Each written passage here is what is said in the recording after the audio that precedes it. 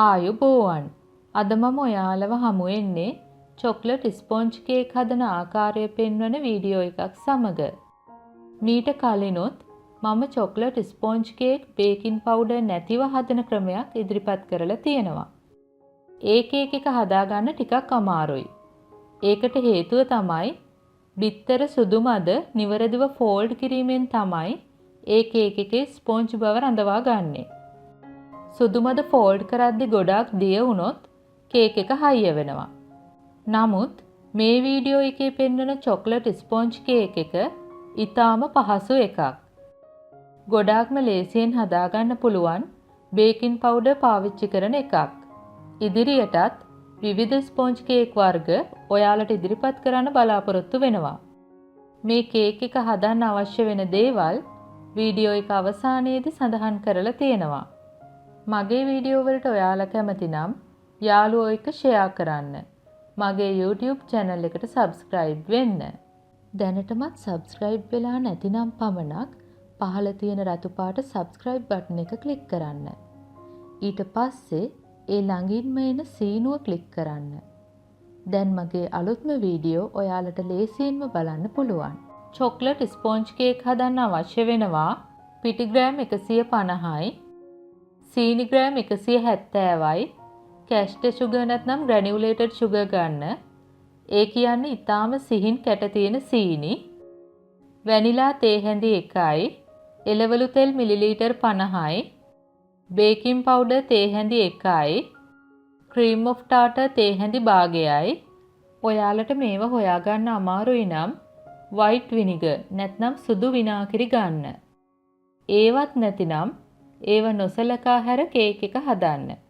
කිරි මිලිලීටර් 50යි, ලුණු තේ හැඳි භාගයයි, කොකෝා පවුඩර් ග්‍රෑම් 20යි, බිත්තර සුදු මද 5යි, බිත්තර කහමද 5යි. මුලින්ම පිටිවලට බේකින් පවුඩර්, ලුණු සහ කොකෝා පවුඩර් එකතු කරලා කවලම් කර ගන්න.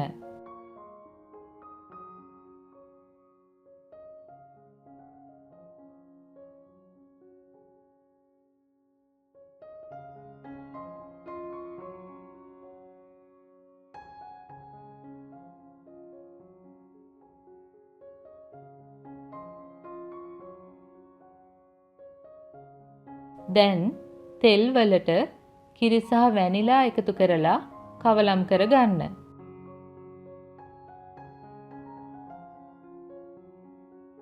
දැන් බේකින් ට්‍රේ එකට වටේට සහ යටට පාච්මන්ට් කොළ එලා ගන්න. ඒවයි බටර් ගා ගන්න ඕන. අද මම ගත්තේ අඟල් 8 ප්‍රමාණයේ බේකින් ට්‍රේ එකක්.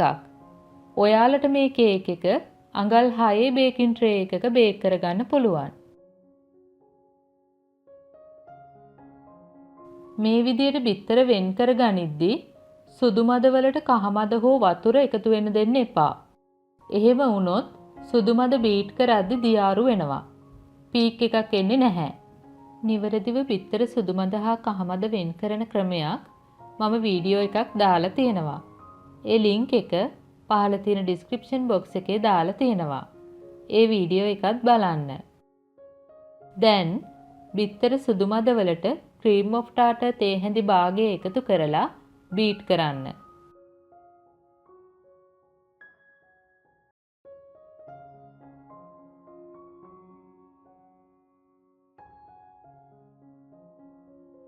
දැන් සීනි ටික ටික එකතු කරමින් බීට් කරන්න.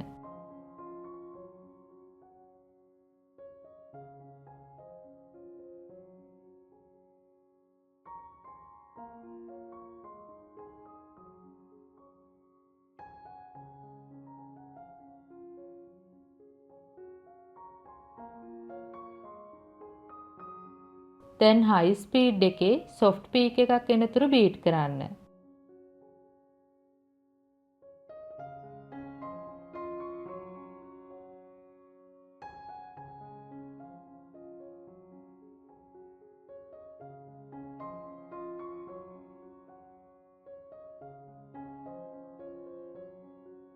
මේ වගේ පීක් එකක් එන්න ඕන.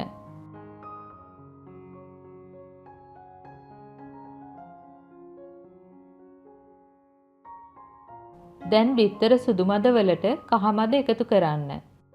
හොඳින් පරිස්සමින් ෆෝල්ඩ් කරන්න.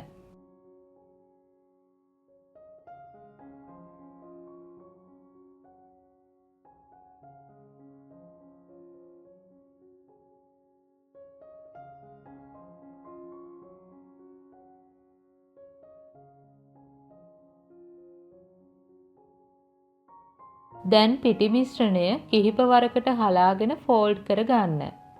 3 වරකට වගේ පිටි එකතු කරලා ෆෝල්ඩ් කරනවා නම් හොඳයි.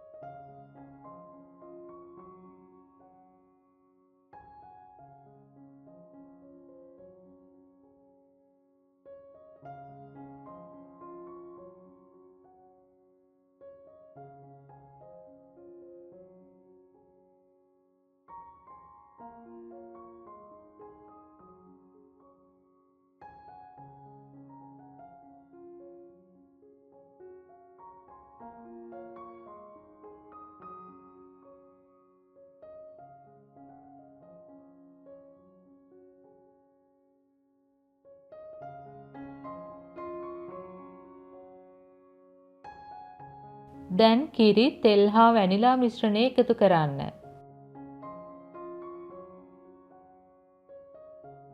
හොඳින් ෆෝල්ඩ් කර ගන්න.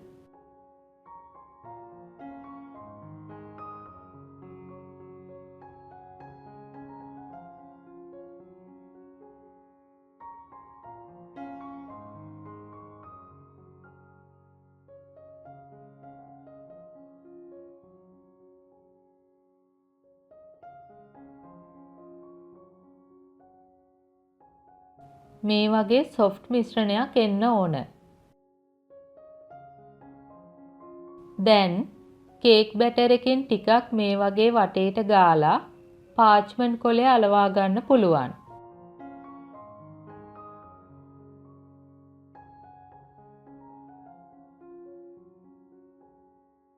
කේක් මිශ්‍රණය බේකින් ට්‍රේ එකට දාලා හොඳින් ටැප් කරන්න.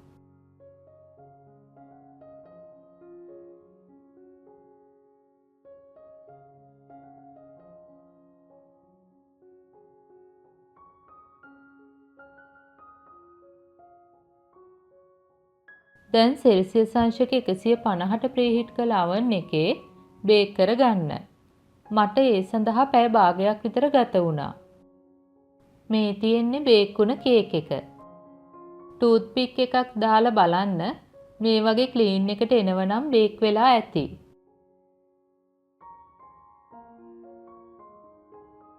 හොඳටම නිවුනට පස්සේ මේ වගේ වයර් රැක් එකක් තියලා අනිත් පැත්ත හරවා ගන්න.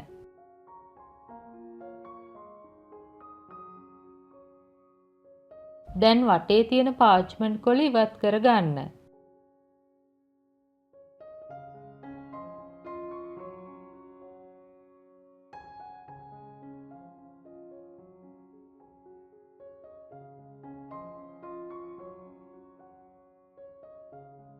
මේ තියෙන්නේ අපි හදාගත්ත ස්පොන්ජ් කේක් එක.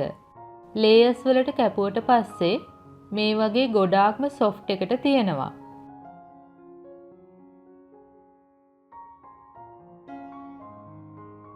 ඊළඟට බ්ලැක් ෆොරස්ට් කේක් එක මම හදන්නේ මේ කේක් එකෙන්. ඔයාලත් මේ ස්පොන්ජ් කේක් එක හදලා පවුලේ අය සමග රස විඳින්න. ඔයා කේක් හදන්න ආස කෙනෙක් නම් අනිවාර්යයෙන්ම උත්සාහ කළ යුතු කේක් එකක් මේ. මගේ වීඩියෝ වලට ඔයාලා කැමති නම් ලයික් කරන්න, කමෙන්ට් කරන්න, මගේ YouTube channel එකට subscribe වෙන්න. නැවතත් මෙවැනිම රසබර වීඩියෝ එකකින් හමු වෙමු. ස්තුතියි.